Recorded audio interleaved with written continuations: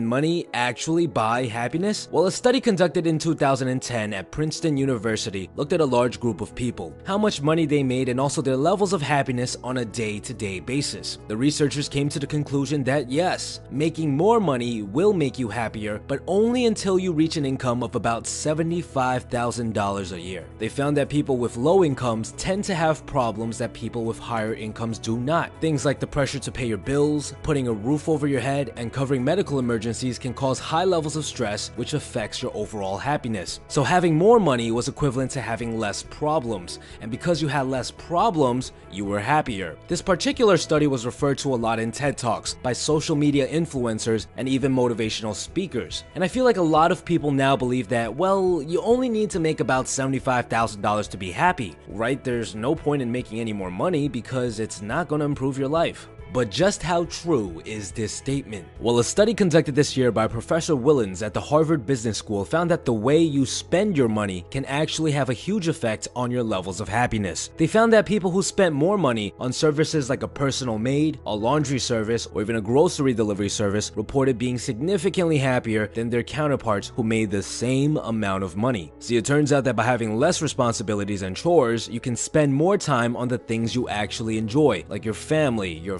friends, or your hobby. And it's this freedom that drastically increases your levels of happiness. So it's not really right to say that making more than $75,000 will not make you happier, because if you think about it, it's pretty expensive to hire a maid or have your groceries delivered to you if you only make $75,000 a year. But what this study really teaches us is that it's not how much you make, it's how you use it. Let's say, for example, you're someone who makes $100,000 or even $150,000 a year, and you can afford to hire people to do your chores. This doesn't necessarily mean that you're going to be happy, because jobs that pay this much tend to require very, very long hours. And if that's the case, there's a high chance that you'll actually be less happy than someone who makes a bit less than you, but has a lot more free time on their hands. And this is a common trap that I notice a lot of people fall into. There's so many of us that are told to go to school, get that degree to finally secure that high-paying job. So many of us are under the assumption that if we make a certain amount of money, if we can get our yearly income to $75,000, $100,000, $200,000,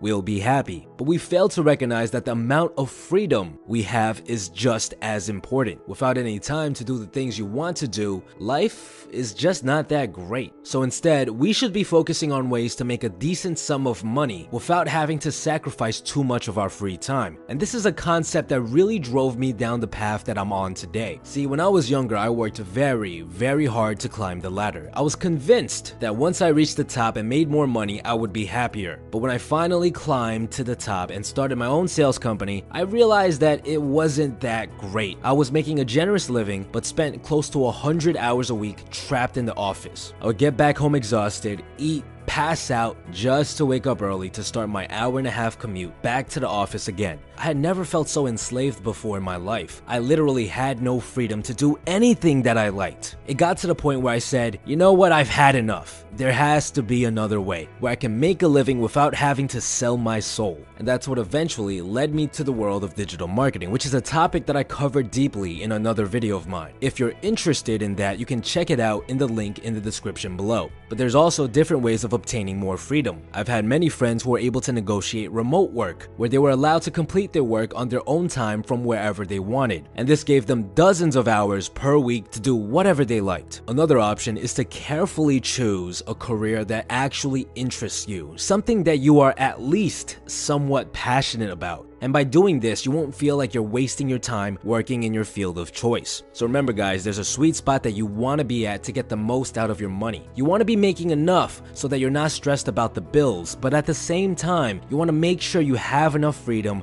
to enjoy the things in life that make you happy. So, can money buy happiness? Yes, it can, but you have to be